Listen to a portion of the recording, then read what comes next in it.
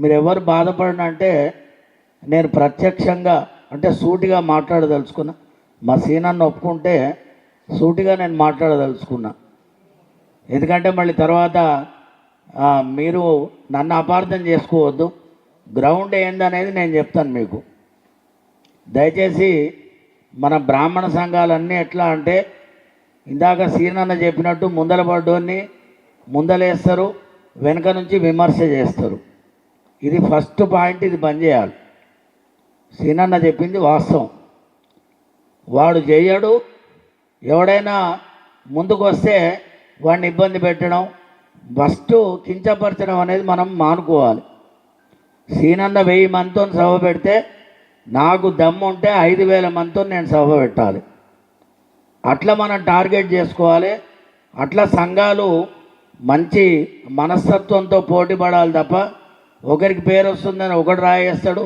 ఎవరో కాదు, మన వాళ్ళే మంత్రుల దగ్గర పోయి ఒకడు పోయి లెటర్ ఇచ్చిన తెల్లారి ఇంకోటి వాడు మంచోడు కాదని చెప్తాడు. వీళ్ళు లెటర్ ఇయ్యాడు అక్కడ.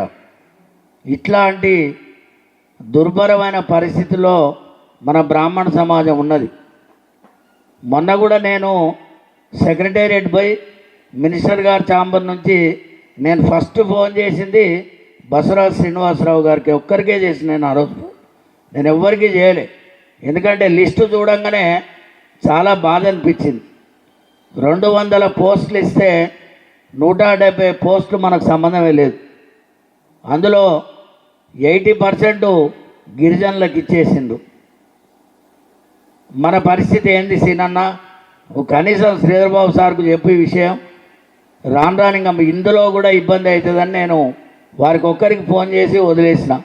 తర్వాత ఎలక్షను ఇవంతా గందరగోళం ఎంతో నడుస్తుంది.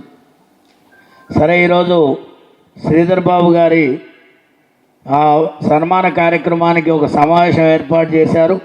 దాని గురించి మాట్లాడాల్సిన అవసరం ఉంది. కాబట్టి సంఖ్య అనేది 20,000, 25,000, 30,000 అనేది వేసుకొని ఇబ్బంది పడడమే తప్ప ఏం లేదన్నా నాకు తెలిసిన ప్రాక్టికల్గా చెప్తున్నా. మీరు తక్కువ అనుకొని ఎక్కువ మందిని తీసుకొచ్చే ప్రయత్నం చేద్దాం. బ్రాహ్మణ ఇందులో 2 అంశాలు ఉంటాయి. ప్రభుత్వానికి మీరు అనుకూలంగా పెడితే మీకు పెద్ద పబ్లిక్ రారు. ఇది కూడా చెప్తున్నా. ప్రభుత్వానికి వ్యతిరేకంగా కనుక మీరు ఒక శంఖం పూరించండి, జనాలు వస్తారు.